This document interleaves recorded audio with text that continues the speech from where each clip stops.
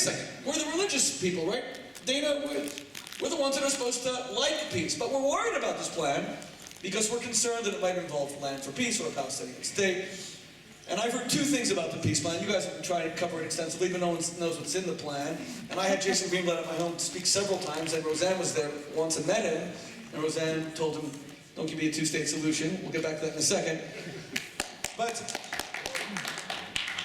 why is there a weariness among more right-leaning people who should want peace, because that's our faith? In Judaism, the word shalom is everywhere, but we're the ones who seem to be most concerned about this plan. Because I think that Israel's been here for decades. There's always a peace plan. Every administration comes, they send people over here. I've been here for 14 years or something. There's always a plan, it never stops. And I think Israel also knows that what we're really talking about is not always a peace plan. Sometimes it's more like a war plan, which is we actually have a sort of form of peace now. There's no bus bombings at the moment. Things are sort of peaceful. It's not perfect, but it's sort of peaceful. But when there's expectations for peace, as we recall in the Second Intifada, when people say, if we just push the Israelis, there'll be peace. And that encourages sometimes violence. So it's unfortunate, but it's the kind of the opposite of the way it works. And I think also we forget sometimes that the kind of way that people talk about peace in the West, especially, is through this paradigm of plans, and there has to be a roadmap, and there has to be all these different steps. And the fact is, we have a form of peace. Maybe that's almost the best we're going to get. We live in a very complicated region. Iran is on the border. Turkey and Qatar are on the rise. We have all sorts of other issues involved. Perhaps a peace plan can only complicate that. It'll just stir the pot and lead to bad things. Does that disappoint you to hear that, Uri, that this is as good as it's going to get? Kind of coexistence where we don't kill each other, but stop trying to create this elusive plan that's only going to create more war. Well, I'm a positive thinker. I'm optimistic. I'm confident that in the long run there will be peace. It has to happen because of universal laws, the power of prayer, the power of humanity. It'll come.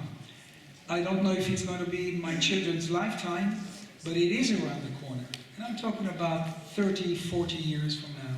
There will be peace. We're advancing technologically every day. Huge leaps in technology, in medicine, in science. And I think there are other concerns that we have to be concerned about. For instance, we won't go into it because it's another story, but global warming. The planet is burning up.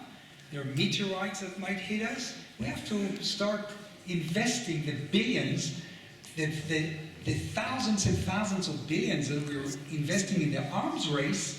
We have to invest in protecting the planet, both ecologically, again, as I speak now, the ice caps are melting. Am I right, Seth? But it's the coldest winter in American history right now. Well, there you go. Well, so, weather is, what's the word? Climate change. Climate change. So I think we have to create worldwide peace and then really start protecting this beautiful planet we live on, because we don't want to be. We don't want to leave our planet. Here's what I think. I'm jumping in because I do have a peace plan that I wrote, and so why not, right? So. First of all, let's use all this great technology and the power of these excellent militaries that we have, and let's get a bowl of food in front of every hungry child on earth. Let's use the highest. Let's actually solve the problem that matters. Absolutely, Rosanne. Here's what my thing is, and I've been doing it for, since 1998, or even before, when I was a little girl, and my hobby was solving the world's problems. So, I told Shmuely, and I've been doing this since 1998. Anyway, I just want, you can't have peace and you can't have any solution to any problem without honest dialogue. And, the left and the right, but right now the left really hates negotiation and hearing from somebody who doesn't share their complete belief, who doesn't agree with them 100%. So they shut down dialogue everywhere, and that allows wars to continue. So what I would like to do, and I have done, is invite Arab grandmothers and grandmothers from all over the world to meet and forge our own peace idea that is separate from every government on earth that, you know, oppresses us and our grandchildren and our children, and just put it in a new kind of language and then present it to power and say, pass this. And I do believe that the grandmothers at this time, and probably all through history, we have had an incredible power that we haven't figured out how to put to use yet. But we've lived our lives, and you know, you get to have a certain amount of wisdom when you're an older woman who's raised children who are all good citizens, and thank God, you know, participating members in a larger thing than their own family with morals and such. But I think that's part of Jewish national character to confront a problem straight on and bring all the people involved together to have a diverse conversation with the hope of solving problems and evolving onto the next level and leaving these dark ages and medieval ideas behind. I think most people crave that, and I think if it had a voice, it would grow. Rosanne. Give me 1 second. You've just heard the Rosanne Barr peace plan. Raise your hand if you endorse Rosanne's Well, peace there's plan. a lot more things to it. There are many, many layers. Well, no, if you believe that grandparents, for example, Yes. who value life, parents, they're sick of watching their children fight and die, and that we can communicate a message to them. Seriously, raise your hand. You guys live here in Israel? See, I can see how many grandparents are here. I endorse it on the condition that you come and live in Israel. Now listen, Shmuely, Rosanne, very important, the hunger. Do you realize, people, my dear people here, 3 seconds, 21, 22, 23, a baby just died from hunger somewhere around the world. Every 3 seconds, a baby dies from hunger. Now, this is important for me to say. It might sound boasting now, but I was asked by MADA, Magen David Adom, the Israeli Red Cross, to help them get into the International Red Cross, Rosanne. Yeah. With the Palestinian Red Crescent. 3 years we've worked on this. We flew to the State Department. I met the president of Switzerland. But they don't want to do that. No, but we got in. Both the Palestinian Red Crescent and the Israeli Magen David Adom were accepted into the International Red Cross because it was negotiation.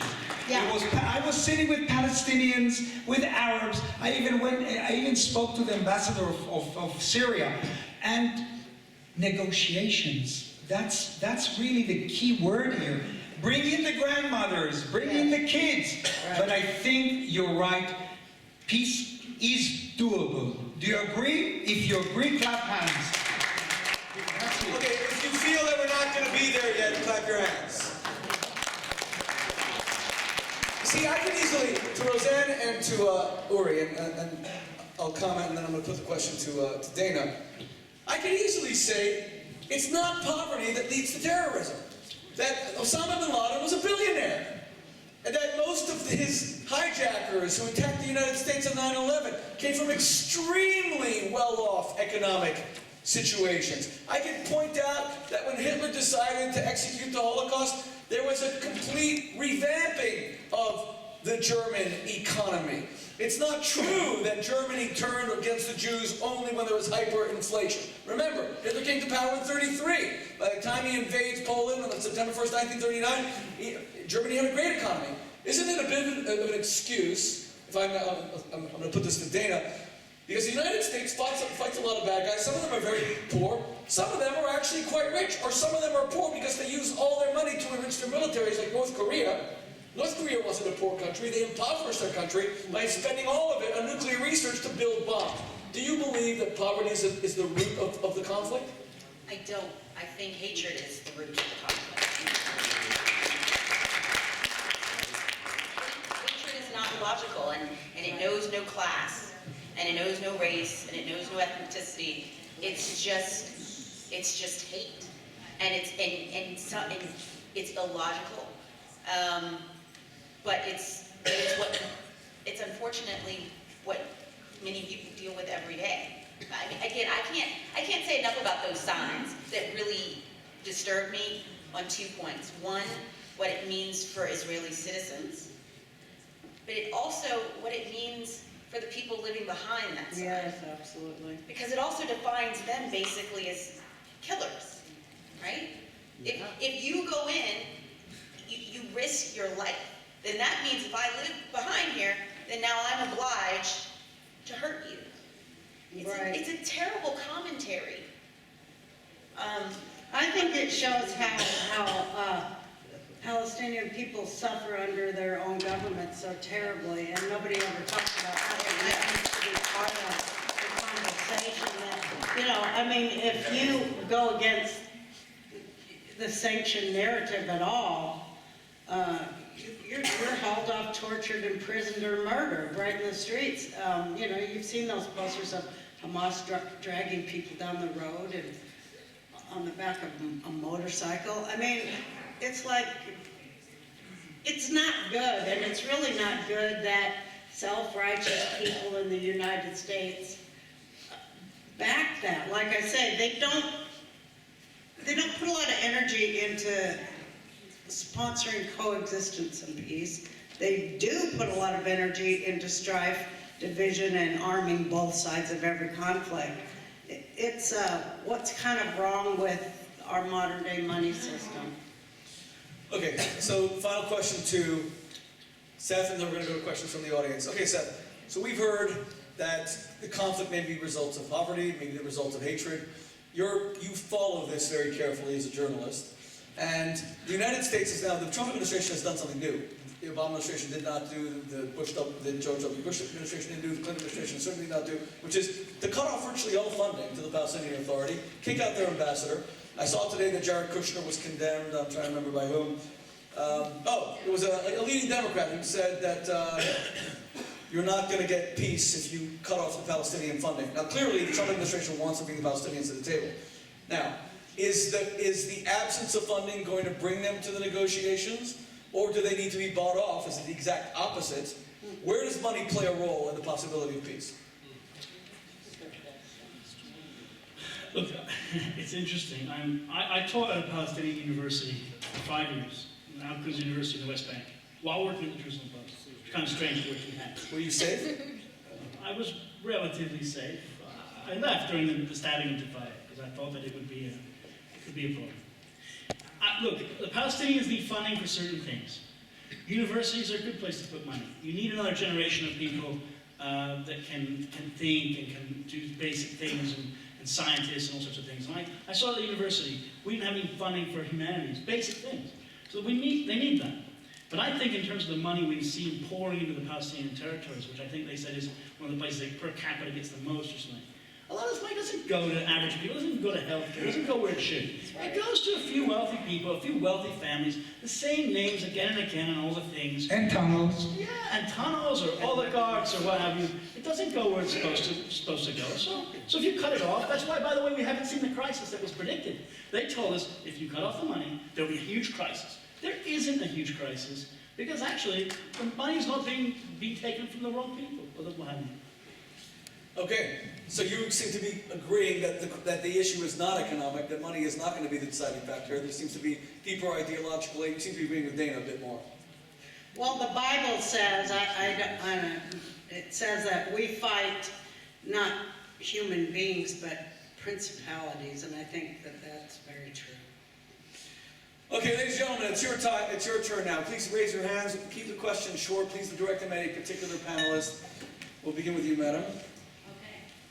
So I have one question and one. Just keep it short if you don't mind. Go ahead. It's very short. I'm an American. I'm here visiting family. I come here like 5-6 times a year. And as a child of Holocaust, Auschwitz survivors, I look on this very pessimistic. I'm in with the ladies on the panel. The gentlemen on either side seem more optimistic. In America, people will say, thank you. In America, people will say, I'm not an anti-Semite, I'm just an anti-Zionist. Yeah, what is it? It's just same thing, It is the but same. it's accepted. And I have to ask the question, why do the Jews always back the wrong horse? They voted for Hitler in Austria. 76% of the Jews in America voted for Obama the first term. And 74, he lost 2% the second term. Why? And they hate Trump. And the last thing, I think the world can't stand a Jew that fights back. A Jew is okay if they're marching into the gas chambers. But if they have an army, and if they're fighting back, or people who aren't Jewish and are fighting for the Jews, no good.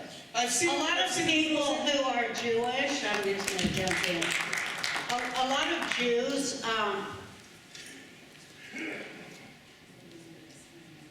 don't mean well for the Jewish people, and that's terribly painful to say, but it's true. They don't mean well for Torah or for Israel either. And they've decided that their religion is being a social justice warrior rather than a person who upholds Torah. And that's screaming to go wrong right there, because you're always going to be for the underdog, even if they're despicable. But Jews going against other Jews is really our Achilles heel. And if we don't confront these Jewish people who are, mouthing Hamas and genocidal rhetoric against their own family and people, if we don't confront and, shame them, for lack of a better word, it's just going to get worse. It also helps Jew haters to go, as they always do, well, I have a best friend who's Jewish, and they said the Jews are horrible people too. I mean, it starts with us. And if we can't organize and get united, we're not gonna exist. And I think that is the time we're living in right here. Being here in Israel and looking back on so many American Jews and Jewish groups like Jewish Voice for Peace and these other really out there things, they're done for, and they don't even know it. You can't sit there while people threaten, while Israel's in an existential crisis and support that and be received with goodwill by Jewish people who have morals and conscience. It just can't be. Do you agree with the questioner that Jews that voted for Obama betrayed Israel? I do, and I think that they don't even know it. I think over the last, since 1967, when over 1 million Arab Jews were kicked out of every Arab state, their wealth of centuries stolen from them.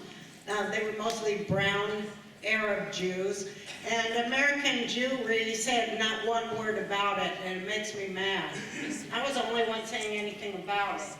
And, of course I was called names and degraded for doing so, but if Jews can't even speak up for their own people who, now it's pretty much all the Arab states are Judenrein, and they want to continue that to make Judea Judenrein too.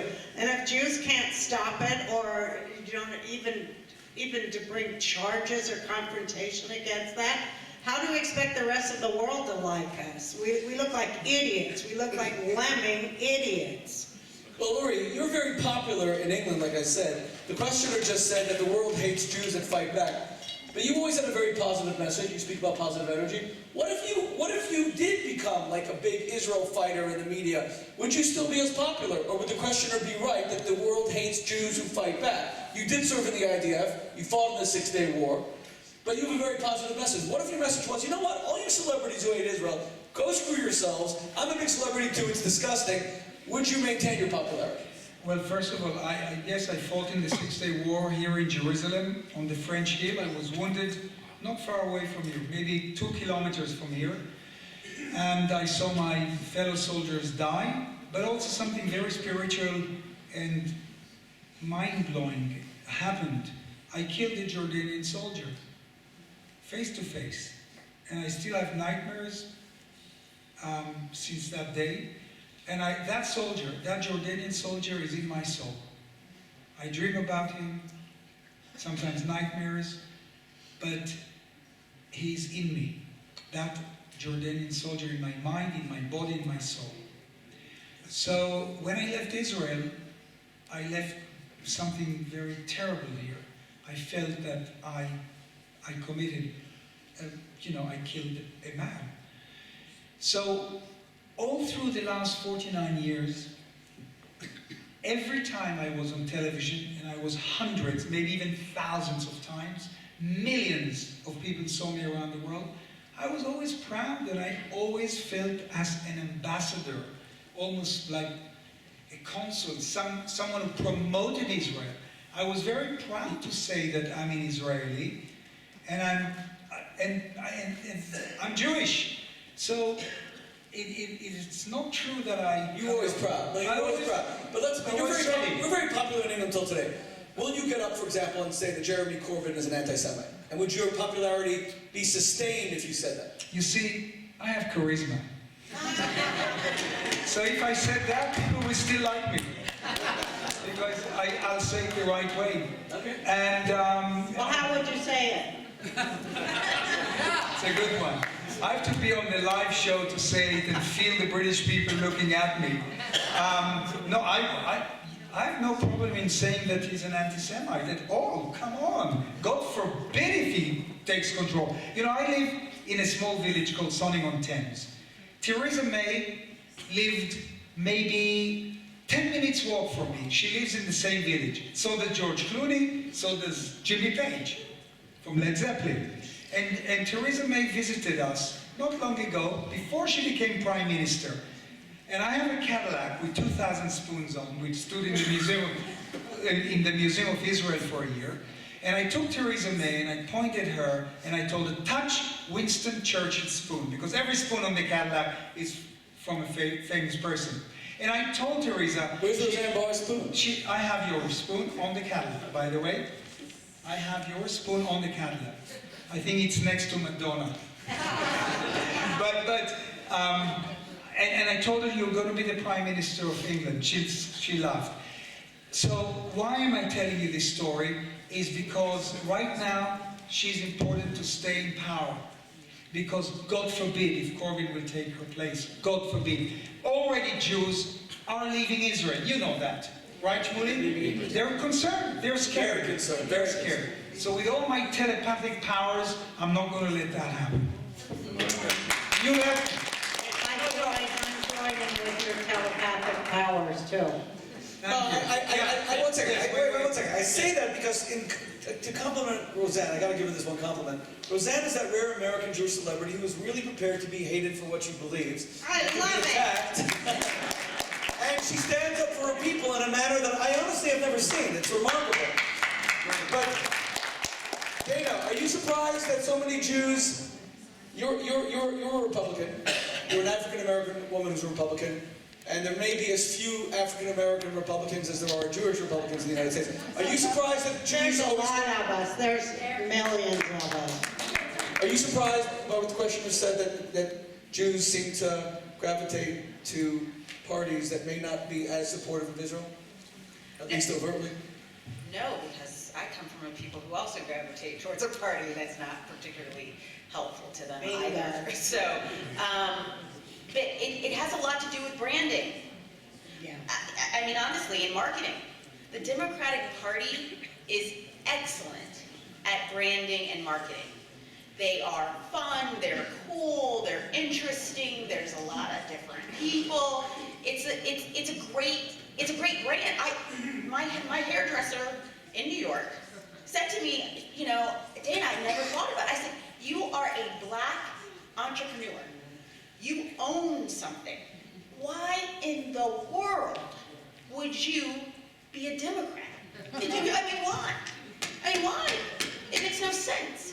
And so, no, I'm not surprised by it, because frankly, the Democratic Party is very good at, one, demonizing Republicans, demonizing anyone who doesn't believe as they believe.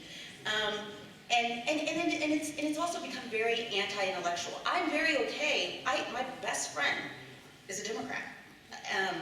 And I'm very okay. So some of your best friends are Some of my Democrats. best friend, my very best friend is a Democrat, and we don't agree on anything. But she has allowed me to think through what I think better, and I've allowed her to think through what she thinks better. Now we vote. I still voted for Trump. She still voted for Obama, and that's fine. But what's happened is we've become anti-intellectual, because what's happened is if I don't agree with you, you're a racist, you're dumb, you're an idiot, you're a bigot, and it's like, no, I just happen to think something different than you. By the way, Shmuely, I found a lot of English people who are very pro-Israel, and also I believe the British government is pro-Israel. And by the way, when I told you I have charisma, I have something more powerful than charisma. I have Israeli chutzpah. Yes. My name is Carolyn. Shmuely, you might remember me, but that's not the point. The point is, we've been talking for 10 years that we don't have good PR here. Our PR sucks. We don't need PR. We need to broadcast like CNN, like BBC, live from Israel in English. I've got a full business plan. I've been working in this for 10 years. That's all we need to do. We don't need to explain How much do you need? anybody. How much money do you need? we need to start off with? Seed money, we only need $500,000. Real money, we need $100 million. And you guys know where you can get it. So you're saying... I'm a small Jew from Scotland, and I've been working on this for 10 years. I work in the media. We don't need to explain anything. Absolutely. Also, when it does exist, I agree with excuse you. me, no, I gotta say this, when it does exist, It will exist no, nowhere. let me, We need an Israeli Al let Jazeera. me finish what I'm saying. It's very important. When it does exist, as it does on my YouTube channel, I call it News for Jews and Jews News. Wait a minute, when it does exist, and when somebody has risked all to say those things, at least try to support them rather than going out all the time saying it doesn't exist. It does exist all over the place. On YouTube, there are many, many Jews who are speaking as YouTube Jews. is not the answer. CNN, BBC, talk live. We need to talk live like them. Be there. What's your name? What's your name? What's your name? Carolyn What? Michelson. Harriet Michelson? Carolyn Shmuely, you have billionaire friends. Make sure they invest in this woman. Shmuely, you know She's I right. went to you in the States. She's right. We need the Al Jazeera of Israel, the CNN, the Sky TV, the BBC. We are lacking that. We are I lacking think that. that's true, but what I'm saying is Am I where right? it does exist, it needs to be supported. And it's not being supported because everybody has a better idea. The things that exist need to be supported. Okay, we got a lot of hands up. $500,000 is a bargain. I cannot overlook the hand being raised by my own mother as here for her grandson's bar mitzvah. Mom? My mother's here for her grandson's bar mitzvah. Ima shel Shmuely. Wow, that's Shmuely's mother. I don't even know where he gets it from. Yeah, Mike. Mandy, bring your grandmother a mic. You might have it. Wait. You forgot me. I went to your house in England. You sent to school. Yeah, but you look so young. You don't age, and you, mom, this is your mom? Yeah, this is... You look amazing. Never stand up. You haven't aged, that's why they recognize you. Never stand up. You recognize me. Anyhow, Shmuely. But you said before that you wouldn't be, you'd be able to go in front of the TV in England and say, I'm an Israeli and this person that wants to be elected in England is anti-Semitic. So why don't you do it? How do you know I don't? I don't, because you didn't say it did. There are certain things that are not to be said, but to be done quietly. Yeah, but if you wait for the last minute, then people are already going to think he's okay. No, you know what? I'm going to have a talk with you because you have a point, and maybe I have to do that vocally, openly. Yeah, we all have to. We have to all stick up for Israel. Except I made an aliyah and I live here now. But this is very, very important what you said, and I'll take it in, and I might consider doing that, okay? You said you have a lot of people love you. All right, So put your microphone. So you're very important. You're very Okay. important to the state of Israel. All right, yes. Hi. I want to say this to Rosanne. I came to your presentation the other day, and I was chilling. It was chilling what I saw there. I sat next to that reporter. I read about persecution, but you were persecuted right there by that reporter. Yeah. That reporter was sitting next to me, and he was listening to you explain for 20 minutes this tweet story and explain and the whole thing. And he was asking me to translate what you were saying. He was listening, he was asking me to translate, and then he got up at the end and he basically demanded, like a Spanish inquisitor, confess your crimes, you racist, which is basically what he said. And I have never in my life seen such injustice. Yeah. And that's what I think he did to you. Which paper was he from? I think that there really is an Inquisition-like character to everything they're saying to me, and that's why I say I was BDS by ABC. They gave me no chance to even explain my tweet. They prevented me from doing that. They said, you can't speak for yourself until you sign all of your rights away. And I said, when I sign my rights away, will you say I'm not a racist, that you know I'm not a racist? And they said yes, so I signed, and the very next day, they were all over the news calling me a racist. So it is an inquisition, and it was a lynching. It was And he wrote a story afterwards where he lied about what you said, and he lied about what you said to them. If you can see it. What did he say? What was the lie? He said you called him a rasha. You called him an evildoer.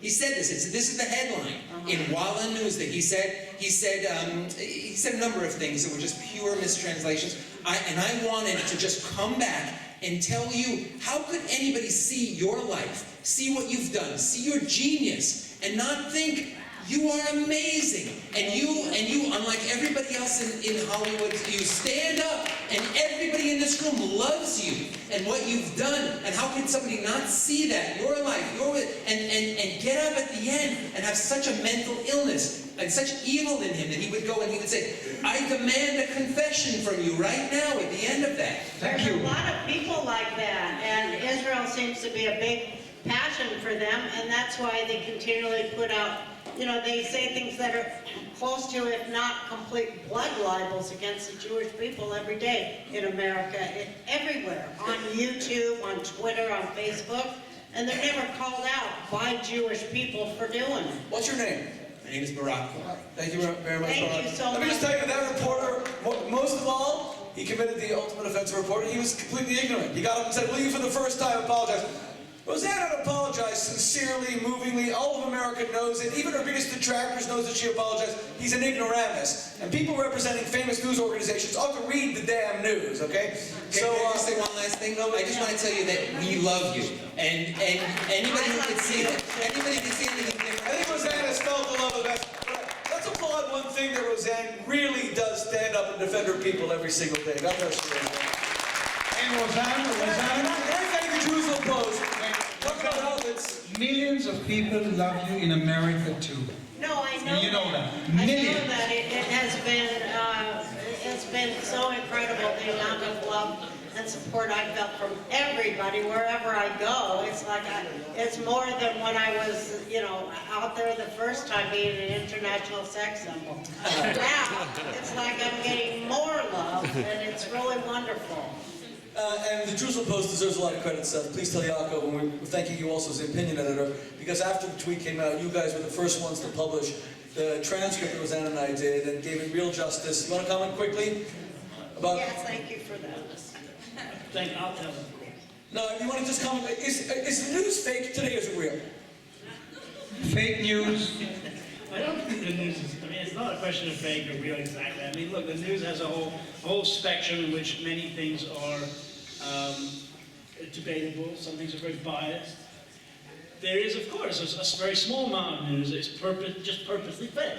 But a lot of times what people are saying is fake news, whether it's Donald Trump accusing someone of fake news or people on the left accusing the right of fake news. It's just why I just don't agree with it. It doesn't make it fake. I don't agree with it. And yes, sometimes it's very, very biased. But I think a lot of news professionals are trying their best. I think it's an industry that's not only declining, but I think we see a lot of firings at Huffington Post and different places. So you're not here on this panel as the enemy of the people.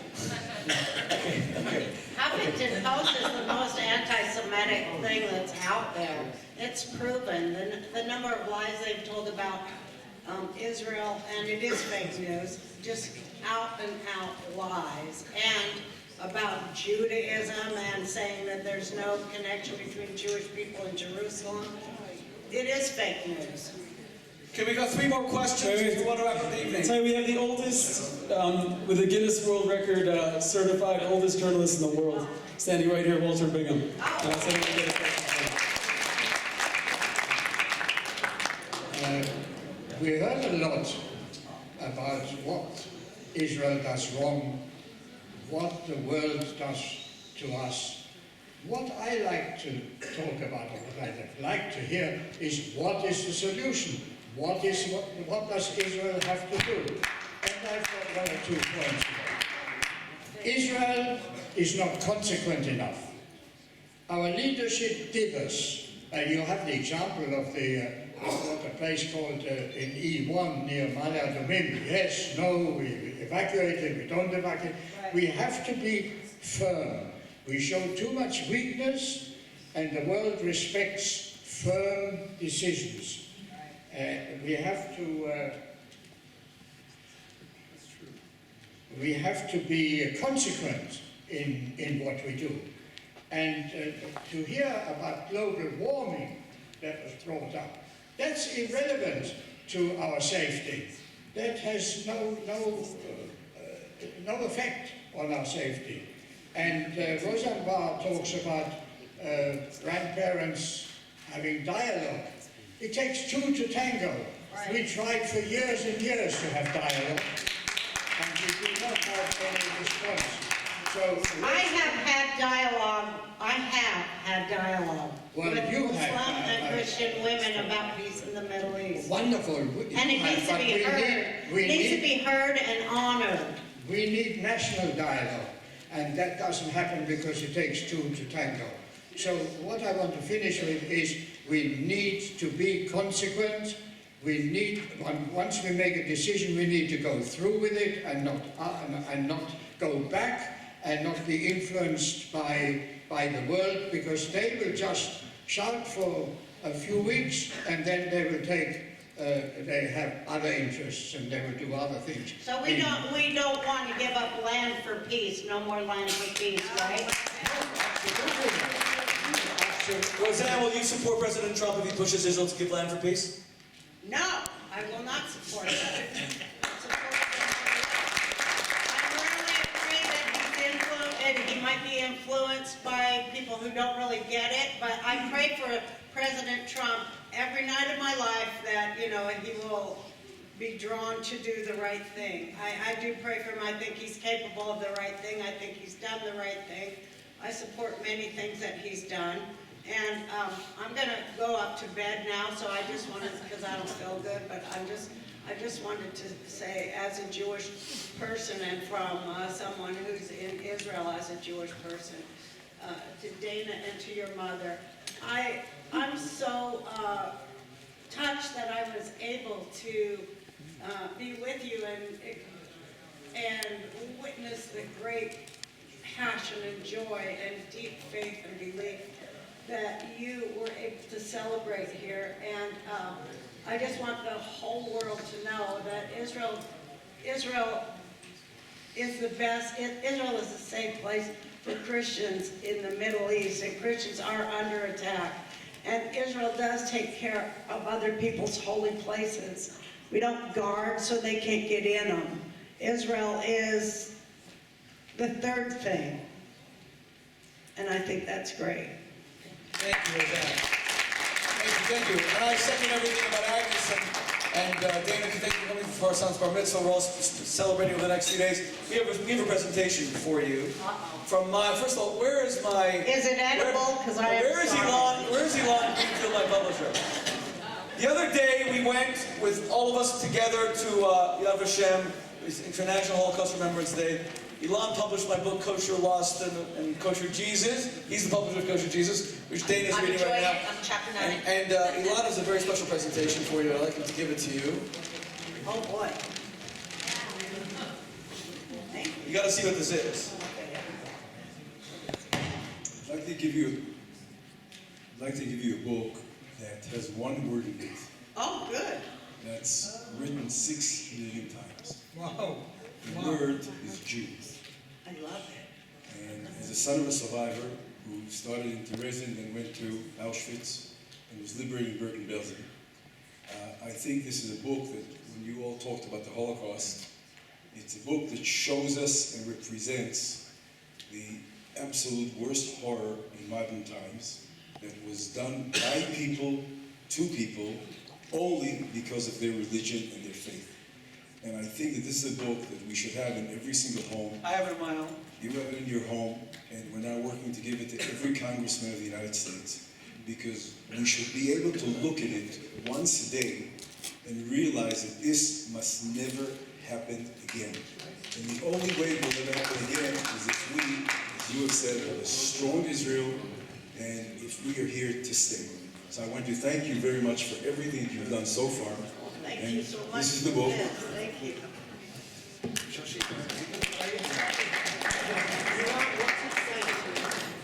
The name of the book is "And Every Single One Was Someone." The concept was made by Phil Chernovsky, who has tried to teach his kids of what the number means, and he came up with this idea, and 4 years ago, we published it. Thank you, Elon. Thank you so much. Thank you, thank you. We have one more presentation, then you can go upstairs. Let me explain this.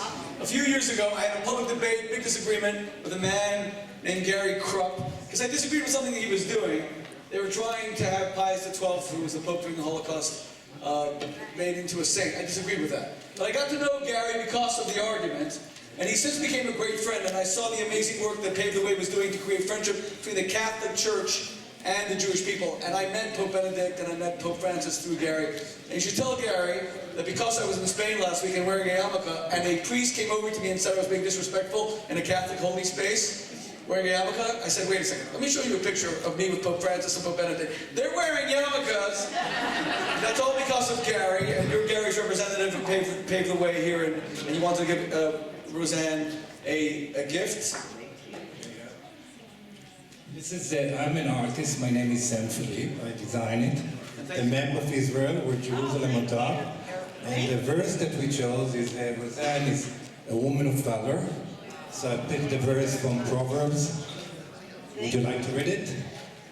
Honor her for all that her hands have done. Thank you so much. So thank you, Rosanne. Thank you. And we met, you're an incredible artist, you make the most beautiful stuff, and thank you. I wanted to just choose the right moment for you to present this. On behalf of, you'll tell Gary how grateful we are, God bless you, and thank you very much. You want to take a picture quickly? Yes.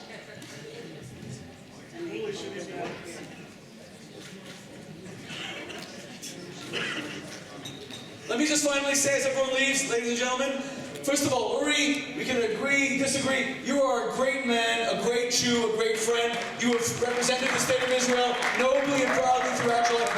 I am so proud of you, and I have to say, Uri's one of the nicest men that I have ever met. Wait, let me bend the spoon. Oh, yeah. You want a spoon bending? To Seth Frantzman, thank you for the excellent job you do with Jerusalem Post, incredible editor. And Dana, you are a great American.